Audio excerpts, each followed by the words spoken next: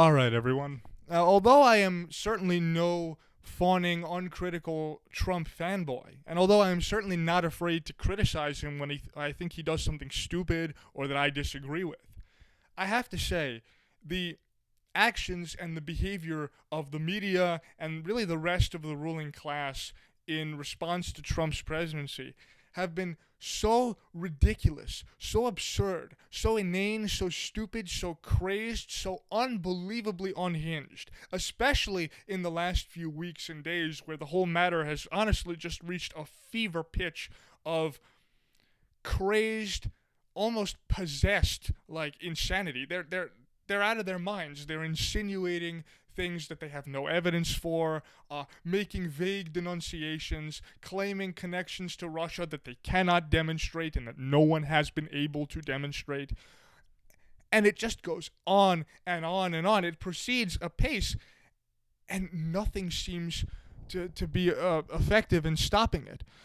It seems like everyone is just impervious to evidence, they're impervious to reality, and they're just going to go on and on and on and on. And the whole thing is so insane, so stupid, so utterly unhinged, so utterly crazed that I am moved to unaccustomed vulgarity in responding to it all because, frankly, the whole thing is fucking stupid. I mean, for fuck's sake, let's have a look at some of the stories that have been coming out recently. All right, first of all, you have this accusation that upon meeting with certain Russian officials at the White House not too long ago, Trump leaked to them certain classified information. And there were only a few people in the room when it happened. General McMaster, one of Trump's foreign policy advisors, shortly thereafter came out and publicly said that the reports coming out of the Washington Post, which is the newspaper that reported on this story, are false. Apparently, the Washington Post got its information from some anonymous source that leaked the information to them.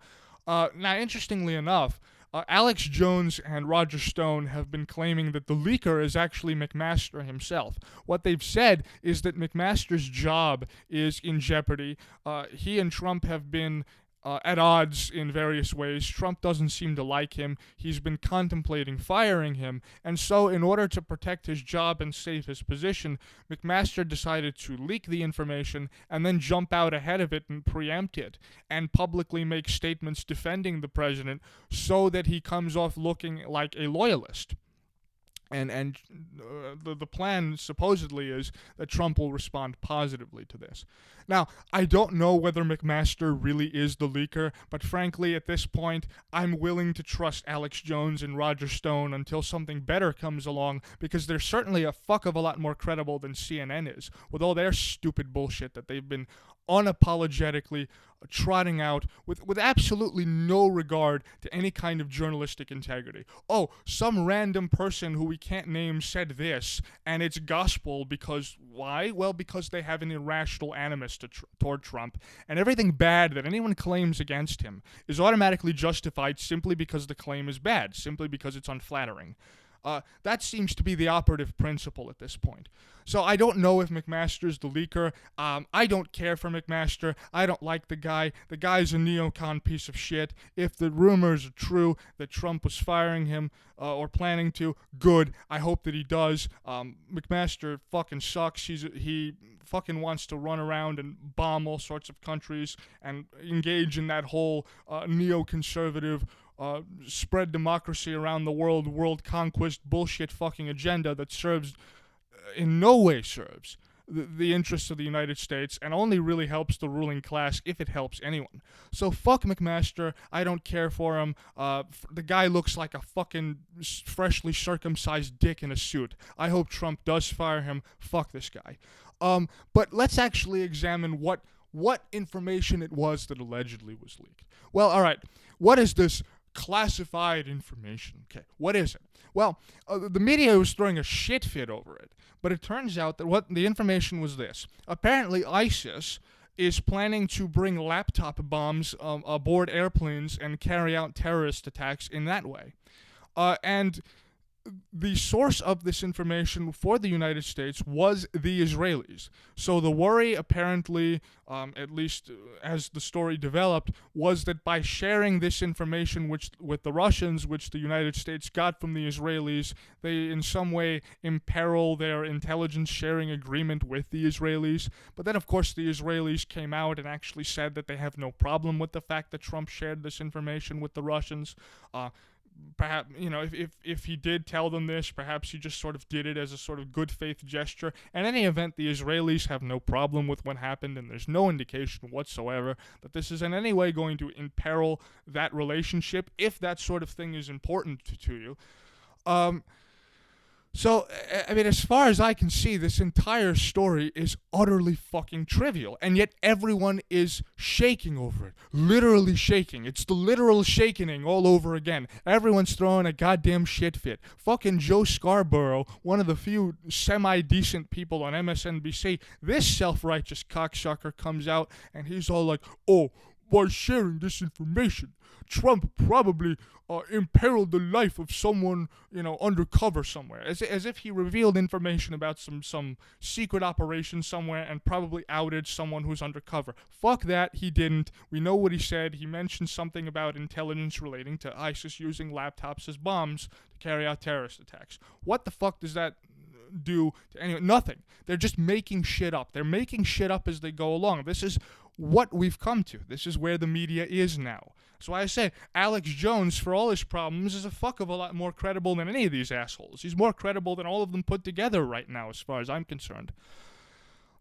So it's just an utterly fucking trivial story. Why is this an issue? Why is anyone complaining about it? I mean, God damn it, listen, when Bush was president, when George W. Bush was president of the United States, the media hated him. The media shit on him. That's true. I remember it. But God fucking damn it, at least when Bush was president, there was reason to shit on him. He did horrible things. He passed the Patriot Act, which is one of the worst bills ever passed in the history of the United States, as far as I'm concerned, and which utterly shredded civil liberties, privacy, and so forth. He started the war in Iraq on utterly false pretenses, lying about Saddam Hussein possessing weapons of mass destruction. We all know that story by now. So that cocksucker, that asshole, he at least lied. He did some legitimately horrible things, and he deserved to be denounced as he was. But what the fuck has Trump done so far? What has he done that allegedly puts him beyond the pale and that makes him uniquely terrible? Because remember, this is what is being claimed repeatedly.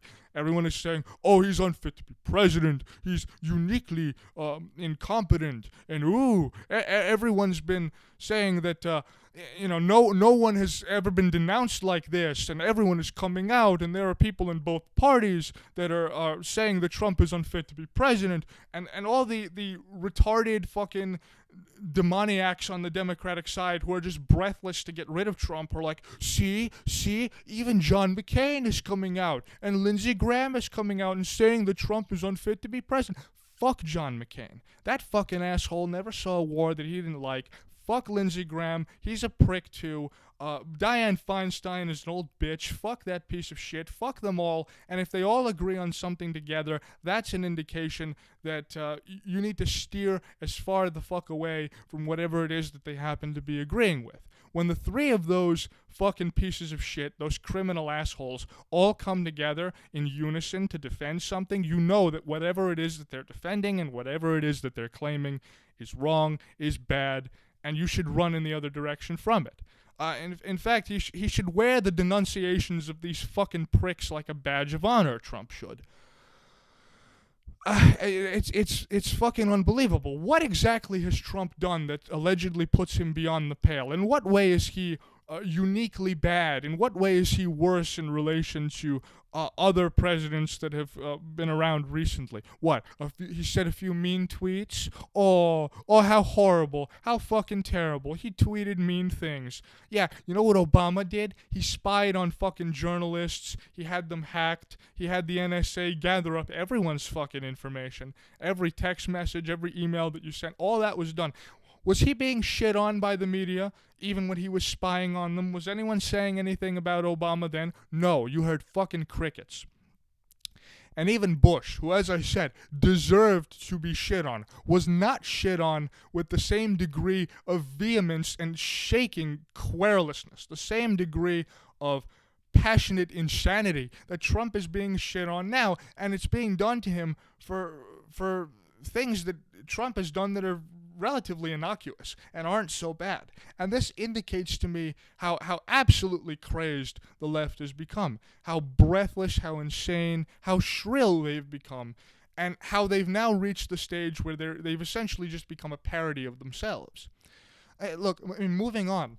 I mean, not only do you have this issue with that particular intel leak, but you have a whole series of leaks coming out to the press. Alex Jones once again has speculated that the leaker is probably Reince Priebus. Mike Cernovich has said the same thing, and to a degree this makes sense because Priebus appears to be the only one on whom no hit pieces have so far been published. So yeah, it stands to reason that it could be him. And this points to a problem with the Trump administration and with Trump's whole presidency. Trump, unfortunately, number one, did not realize his own significance, and I'll get to that in a moment. But more importantly, for the moment right now, did not realize the degree to which the ruling class was prepared to unite against him, the degree of opposition that he would face from all quarters, from the Republicans, from the Democrats, from the so-called deep state, the administrative agencies, the state judges, the fucking CIA and the other intelligence agencies that have apparently gone rogue because although the president is technically their boss, they've decided that all can go to hell. They don't give a shit about any of that, and they're going to do their own thing.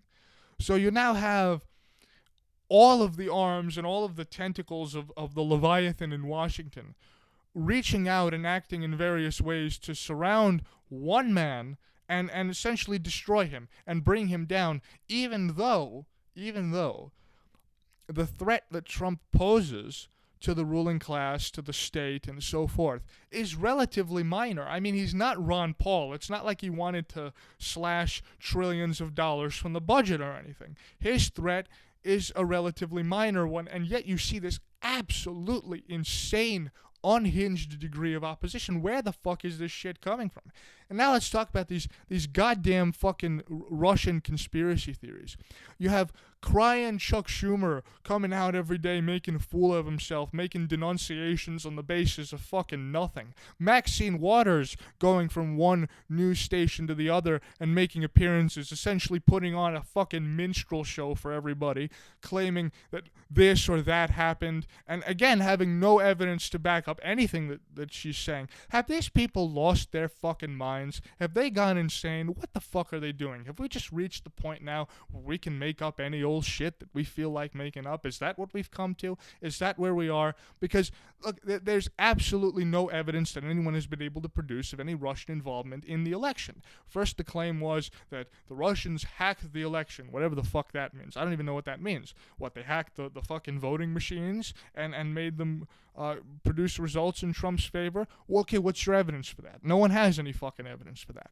Then they're saying that the fucking DNC got hacked. Really? Did it? Well, let's see what happened. After claiming that the information at the DNC was breached, the FBI came along, offered to examine the networks and the computer systems at the DNC. The DNC resolutely prevented them from doing so, hired a private firm to do an analysis of their situation for them. The firm obviously concluded something in favor of the narrative that the DNC wanted to push. That firm came under criticism and then began to retract its story. So, I mean, nobody knows what the fuck is going on. This is the insane thing that we've reached now. The insane situation that we've reached where you have to do an absolutely enormous amount of fucking digging now just to know what the hell is going on in the world, because when you compare mainstream media sources to people on YouTube, people like Stefan Molyneux, Sargon of Akkad, even Alex Jones, the new kind of alternative media that's emerging, if you compare that to the legacy media, the mainstream media, they're presenting completely fucking different and divergent pictures of reality right now. And it's quite scary of what that portends for the future. But look, there's no evidence of this Russian collusion shit. Everyone's just making shit up. Maxine Waters looks fucking senile and crazed. It's just unbelievable. And they're pushing this and they're going on and on and on with it. Meanwhile, a book comes out recently called Shattered about the Hillary Clinton's failed campaign and the reasons for her failure. And one of the extraordinary claims within that book is the claim that on the day after the election, Hillary Clinton and John Podesta together decided to begin pushing this narrative that Trump is a Russian puppet and that the Russians helped him to win the election. This has been their plan from the beginning. It's what they came up with to cover their asses, and it's what they are pushing so that they don't have to admit that, frankly, Hillary Clinton ran a terrible fucking campaign. She was an elitist, and she acted like one. She openly shit on ordinary people. It was clear, obvious, clear as day that she saw them as beneath her, as not worth her time, and that she would only mingle with them to the extent that she had to in order to get their votes.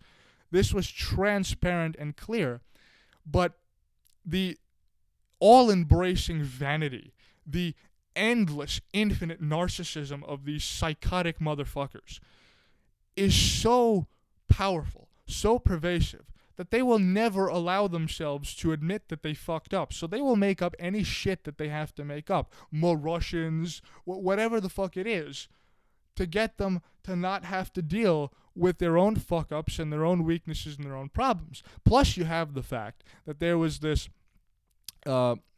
Democratic staffer, Seth Rich, who mysteriously last summer was murdered. The police originally claimed that it was a robbery gone wrong. Unfortunately for that story, nothing was actually stolen from Seth Rich. He was just shot in the back. And now you have weird shit going on with this as well, because it had been speculated for a very long time that Seth Rich was the real leaker, that he got a hold of information and emails at the DNC, maybe handed them over to Guccifer 2.0, and then he handed them over to WikiLeaks or however it went. While Seth Rich's family has hired a private investigator named Rod Wheeler to look into all of this, and he recently went on Sean Hannity's show and a few other places that were less prominent and said that he spoke to someone at the FBI, a source whose name he could not reveal, but who was trustworthy according to him. And this source said to him that he was absolutely sure that, and this is based on having examined Seth Rich's computer and so forth, that he was sure that Seth Rich was in contact with WikiLeaks. That was very interesting. Then you have all this other weird stuff converging around the event. So, for example, Julian Assange, shortly after Rich was gunned down, suddenly comes out and begins completely unprompted to start talking about Seth Rich's case. And then when he's asked, well, why are you mentioning him just out of nowhere? No, what does this have to do with the DNC and so forth? And he's just saying, well, I just want to let everyone know that our sources go to extraordinary risks to bring us information. So he's strongly insinuating that Seth Rich, in fact, was the leaker. Now, here's where it gets fucking crazier. Rod Wheeler, after going on Hannity's show and a few other places, and saying that he now has essentially trustworthy confirmation that Seth Rich was in contact with WikiLeaks, now begins walking back the statement. He begins saying things like, well, the Rich family didn't really hire me. I don't really know that he was in contact with WikiLeaks. Something's going on. Add to that the fact that the Rich family has also now been getting harassing phone calls from the DNC asking why Wheeler is poking around in their business. And, I mean, you don't have to be a rocket scientist to figure out that some nefarious fucking shit is going on. It's really like something out of Eyes Wide Shut at this point, out of the end of that movie. It's like, some fucked up shit is going on, but you'll never be able to prove it because the fix is in. And that seems to be the general story in relation to all these media leaks and all this kind of fucking bullshit. The fix is in. It doesn't matter what shit they have to make up or dredge up or exaggerate or blow out of proportion.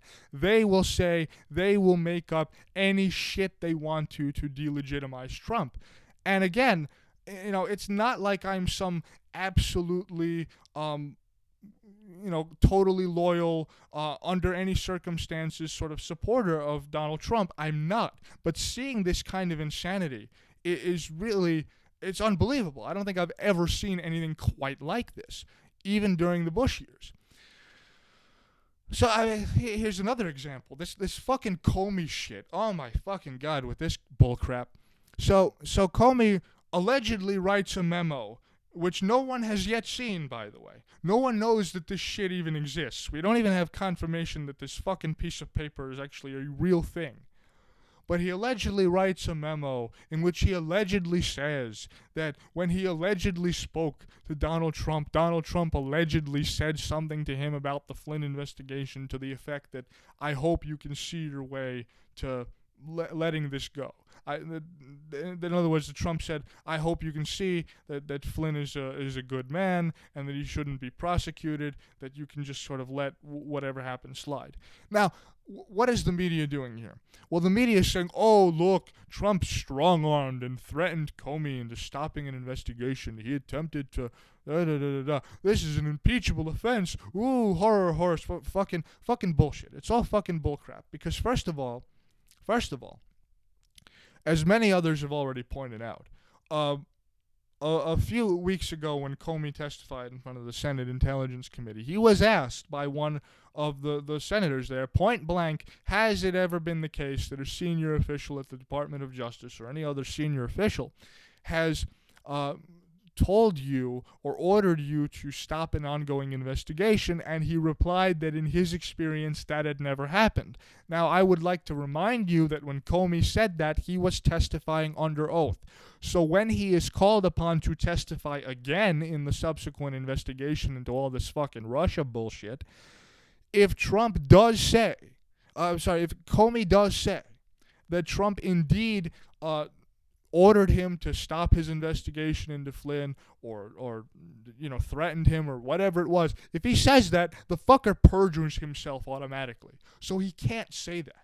He can't use it that way. He now has to say, no, the president was just giving his opinion, in which case that's not illegal. There's nothing wrong with that. Again, you just have this story of the media making up whatever fucking stupid, fucking retarded ass fucking bullshit that it has to make up, and it's extraordinary. It's extraordinary. What have we come to now in the United States? We've come to a situation, essentially, where there are now, broadly speaking, two opposing camps, a left and a right, and the left has essentially been in power for decades and decades now, and has been having its way and winning every single major cultural battle over and over again, and proceeding to impose itself to an ever greater and greater degree upon everyone else. It's gotten to the point where they now no longer even consider the point of view of the other side to be legitimate.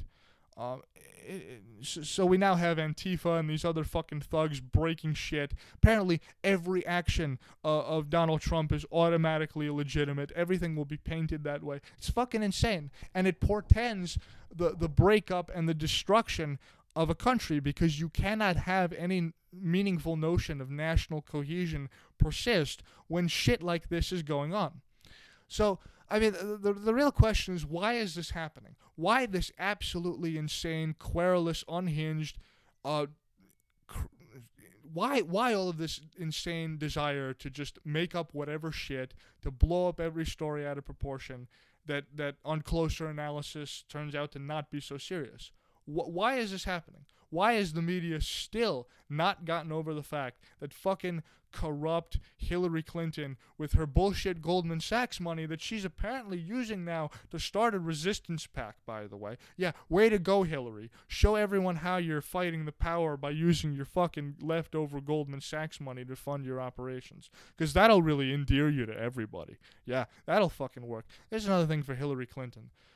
And this needs to be said to her because it's something that everyone is thinking at this point, and this needs to be said. For fuck's sake, Hillary, go away. America's had enough of you. We don't want to hear your shit anymore. Enough. You lost. Go away. We're tired of the Clintons. We're tired of this fucking bullshit. And again, Trump's not perfect. He's not even, he's not even going to do anything even close to what I would like to see done, because unfortunately the man doesn't realize his own significance. But he's important, and his presidency matters simply because of what it reflects and what it shows about the state of American society right now. You see, all of this Trump hatred that we're seeing out of the left, out of the media, out of the CIA and the deep state, out of the Democrats, out of all these groups, the cuck-servatives, the never-Trumpers, these assholes too, what are we seeing out of all of this?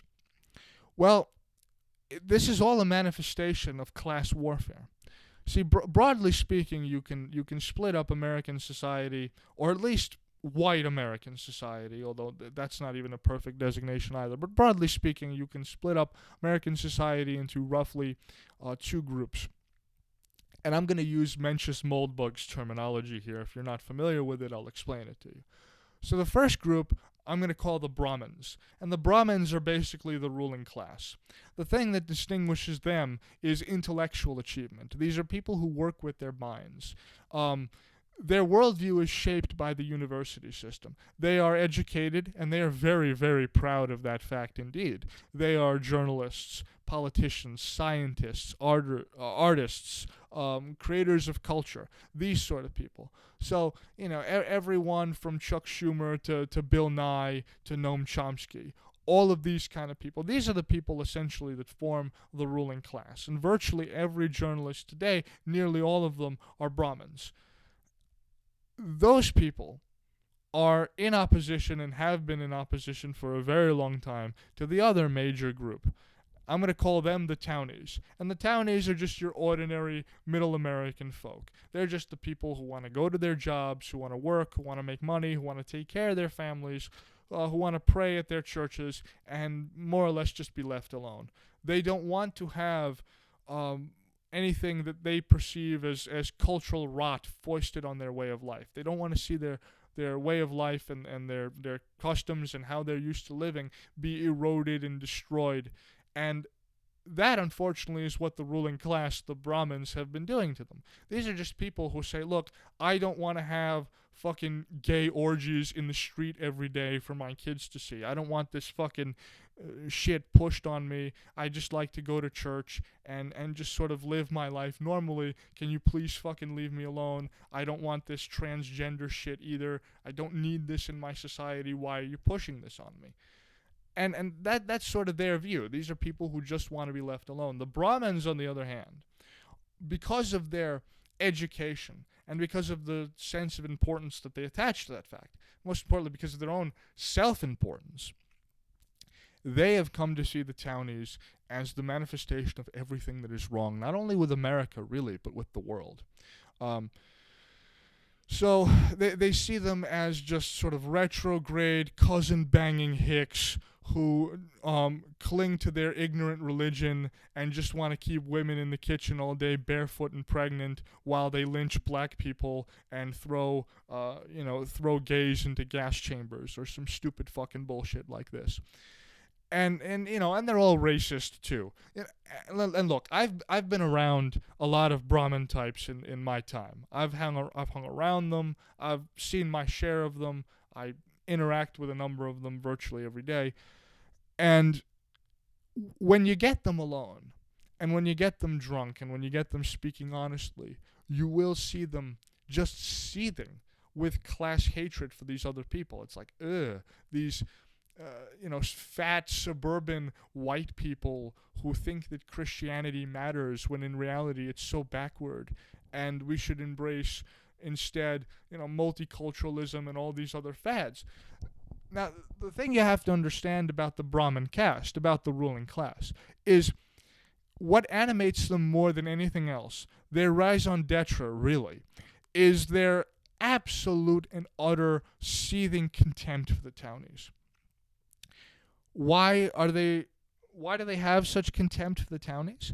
They have that contempt for them because they see them as the source of everything that is wrong with the world. They are what stands in the way of the Brahmins remolding society in their image. And this conflict, in one way or another, I think has been going on almost throughout all of American history.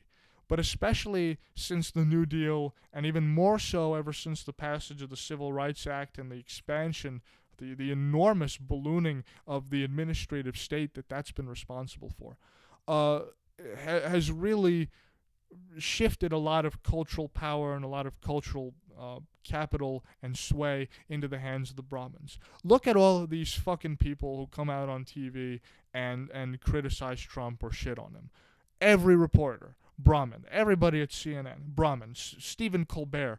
All these fucking people who repeat these trendy virtue signaling opinions that we're all tired of are all Brahmin types. They've all been raised at least in the environment of the university system. Their worldview is shaped by it. And even if they're not formal intellectuals, even if they're, say, actors in Hollywood or something like that, nevertheless, how they see the world is not in any way essentially different from how professors at Harvard see the world. I mean, it's more or less the same. And they have been the disseminators and the dominators of culture. And the Townies have for a long time been forced into an increasingly desperate rearguard action to preserve what little remains of their way of life. And they've grown tired of it. That's why Trump got elected. It's because the Townies rose up and told the Brahmins to go fuck themselves.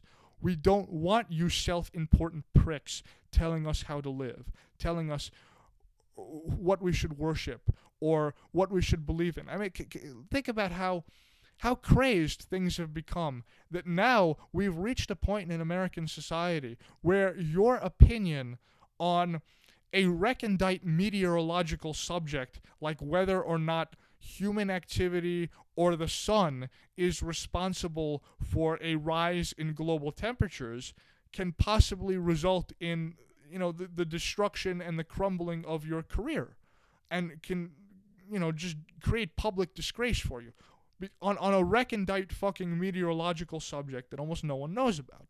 You can see this very typical sort of Brahmin-esque behavior in people like Bill Nye or anyone else who pushes the global warming claims about man-made anthropogenic climate change. And this is regardless of what your opinion on the subject has to be. I'm just remarking on the manner in which this is claimed. All scientists agree, or 97% of them do, even though that statistic is bogus, but even if we accept it, 97% of scientists agree, these scientific supermen with educational credentials who've descended from Mount Olympus to issue pronouncements upon you stupid rubes down below have said such and such, and you must accept what they say, because if you don't, you're an idiot, you're backward, you're stupid, you're a reprobate, and your opinion is not worth considering, and you should frankly just be expelled from polite society and made to obey the dictates of your betters. I mean, this is really how the ruling class sees things. And the Townies aren't stupid. They realize that the ruling class holds them in utter contempt. So why is Trump hated? Because he's the one that the Townies chose for all his problems. I mean, think about this. 81% of evangelicals, I believe, voted for Trump. How extraordinary is that? Can you imagine a thing like that happening even just 10 years ago? Look at Trump's sexual history, for fuck's sake. You think evangelical, moralistic, conservative Christians would have voted for a man like that if they weren't absolutely desperate, if they weren't being absolutely pushed up against the wall by the ravages unleashed upon them by the ruling class? The fact that that happened is a sign of desperation. It's a sign that what remains of townie institutions and culture and so forth is crumbling, and that they're willing to accept virtually anyone who makes even vaguely correct noises as their champion. That's what happens with Trump. That's why the ruling class hates Trump. That's why they make up this stupid bullshit about him being a racist who wants to, throw gays into camps or some stupid shit like this. This is why the more Russians narrative exists, even though it has no evidence. They will make up whatever shit they have to make up to destroy this man. That is simply the reality of the matter, because the ruling class got rebuffed, and if there's any distinguishing characteristic of the ruling class, it is invincible vanity. And a group of people suffering from invincible vanity are not going to take it well when they're rebuffed. So that's what you're going to see. Now, to some degree, all of this is disheartening, because you're getting these absolutely stupid fucking bullshit stories that are being blown completely out of proportion. And this is on track to hurt the Trump presidency. Democrats are talking about impeachment. That's not fucking going to happen. Okay? No criminal charges are going to be brought up against him. No investigation is going to determine that Trump forced Comey to stop his investigation into Flynn, because if Comey says that, he's going to perjure himself. And he's also going to be guilty of, not reporting what he thought was a crime to the Department of Justice. So what do you think is going to happen? Do you think Comey is going to volunteer himself for jail time so that the Democrats will have something to charge Trump with? Get the fuck out of here. That shit isn't going to happen. So the Democrats aren't going to impeach Trump now. But what worries me is that if the media keeps pushing these bullshit narratives, if they just keep making shit up and claiming that vague, unnamed, anonymous sources have said so-and-so, and keep pushing these things as if they're gospel, it's eventually going to have an effect on people. And what worries me in particular is the 2018 congressional elections, because if Democrats begin winning, actually go on to win a majority in either chamber of another, either in the House or in the Senate or any chamber of the legislature. If that happens, you better believe they're going to push for impeachment, and it's not going to matter whether they have a good reason to do it or not. They're going to make up whatever shit they need to make up to get this man out of office. And again, I'm not saying that Trump is some sort of wonderful person here, but he represents the townies. He is the manifestation of the big fuck you delivered to the ruling class by the townies, and the ruling class can't tolerate this. So they're going to destroy him. Because remember, if you disagree with the opinions of the ruling class, your view is just not legitimate anymore. You are not a rational human being entitled to advance your claims in debate and to have a meeting of the minds with someone in which you can discuss what you believe and the two of you can reach some sort of rational conclusion or agreement and anything like that. No, you're simply a reprobate and you must be destroyed. Your opinion is not legitimate. I mean, I remember when I was a kid, in the early 2000s, the 2004 election was the first election that I ever actually took an interest in. And I remember even back then, it's still being considered legitimate to have an anti-gay marriage position. That's not true anymore. You're not allowed to hold that position anymore. If you believed that in the early 2000s or in the 90s, people would still meet you and debate and discuss with you. Now, that's just written out. You're not allowed to do that anymore. That's extraordinary. And that's sort of the way that things have been proceeding. So it's disheartening. The media is going to start making shit up, and the alternative media needs to step it up. And they need to get the truth out there, and more importantly, they need to get the truth out there to Trump himself. Because as I said, Trump does not realize his own significance. He does not fully understand what it is that he represents, and he does not understand that the people who are against him are not rational, cannot be compromised with, and are simply out to destroy him by any means necessary. They will make up any shit that they need to. They will tell any lie that they need to. It doesn't matter that they have no evidence. They're going to push ahead because of what Trump represents. Now, what does all this mean? Well, it means that the view of the world held by the ruling class on the one hand, and the view of the world held by the townies on the other, diverges so dramatically that we are fast reaching the point where these points of view will become utterly irreconcilable, and it will simply become impossible to live in civil society with people belonging to the other group from which you belong. That is, these two groups will simply not be able to coexist much longer. Um, just watch CNN for 10 minutes, and then watch Alex Jones or Paul Joseph Watson or Stefan Molyneux or Sargon of Akkad for 10 minutes. The view of the world that they present is utterly the views of the world presented there are utterly divergent. They have nothing in common. They're presenting completely different pictures of reality. And when two sides of the country no longer see reality in the same fundamental way, when there's no longer any shared conception of the good between them, there can be no coexistence between them. And when that happens, elections, political contests, fights over the state, these become low intensity and possibly, if pressure continues to build, high intensity civil wars between the two groups. It's now gotten to the point where no one gives a shit about the rule of law anymore. See, normally, constitutionally speaking, the president is not supposed to just issue executive orders to do whatever shit he happens to want to do. But that's the practice that has become enshrined. And one of the things that allows for is that whoever happens to be in power now has an easier job of forcing their own agenda down the throats of others. And that's essentially what politics is going to devolve into. It's going to be a civil war. It's going to be a squabble for power where not only will one group, whether Brahmin or Townie, want to empower itself, but it will also want to push its agenda down on the other group and browbeat the other group.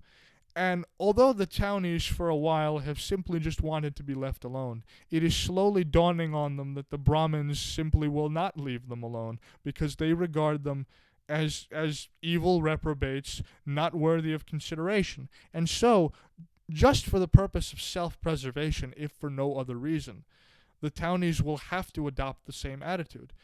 And things will escalate and escalate until war breaks out or secession happens or something like that happens. Something's got to give. This shit can't continue. And then you also have the additional factor, and this is something that white nationalists in particular have pointed out, that there's now a significant contingent of non-whites in the United States, and when you have racial diversity in a country, what happens is that the races tend to split themselves off into groups, and those groups become mutually antagonistic as they push one another's political interests forward at the expense of the interests of other groups, and so cohesion withers away. All of that is true. All of that is true. However, the majority of the ruling class right now, the Brahmins, are still white people. And these are people which are not going to be brought around to the side of the Townies just because most Townies also happen to be white.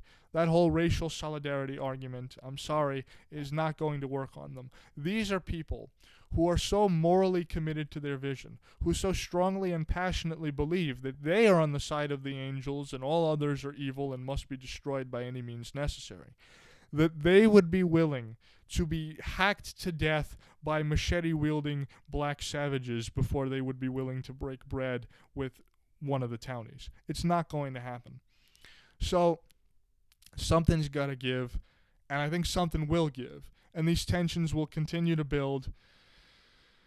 And there's really no telling exactly what will happen. Will the country be partitioned? Will it be split up into multiple countries? Will civil war break out? And what will happen if it does? There's no way to tell. But the fact of the matter is, the ruling class will continue pushing to oust Trump.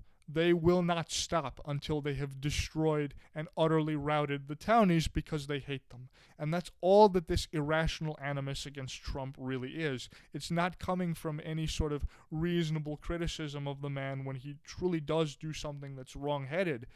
It's coming out of base class hatred. That's all it is.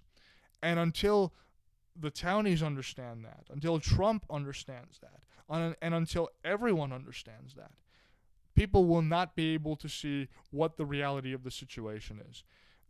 I think we've simply gotten beyond the point where any peaceful resolution or peaceful coexistence can happen. The country will either have to be broken up and secessionist movements will arise in that way so that different groups can just go their own way, or there will be civil war. I don't see any other option in the long run, unfortunately. So, will the Democrats oust Trump? Will they make up some bullshit to impeach him over in 2018? I don't know. It depends on how well they do in the 2018 elections. And how well they do in the 2018 elections depends on the degree to which the legacy media is able either to maintain or to lose favor and to promulgate its narrative as opposed to the narrative being promulgated by the independent media. So we're, to quote Alex Jones, we're in an information war. This is a very real thing. And I think that's really all I wanted to say. All of this Trump hatred really just comes down to class hatred. It's just Brahmins saying, ew, those people elected him. The people who, don't drink pumpkin spice lattes and think that global warming is bullshit. And look at me. I mean, I'm obviously of the Brahmin caste. Just look around me. I'm surrounded with books. I have that same kind of push and tendency and proclivity toward intellectuality that a lot of them have. But the fact is, I know these people, and they're invincibly fucking vain. And I know that if they were to be put in charge, unimpeded, they would absolutely drive the country into the ground. Whereas the Townies, while they may not always be the most sophisticated people, are at least necessary to the maintenance of any kind of basic social order. When they are destroyed, the country will be irretrievably gone.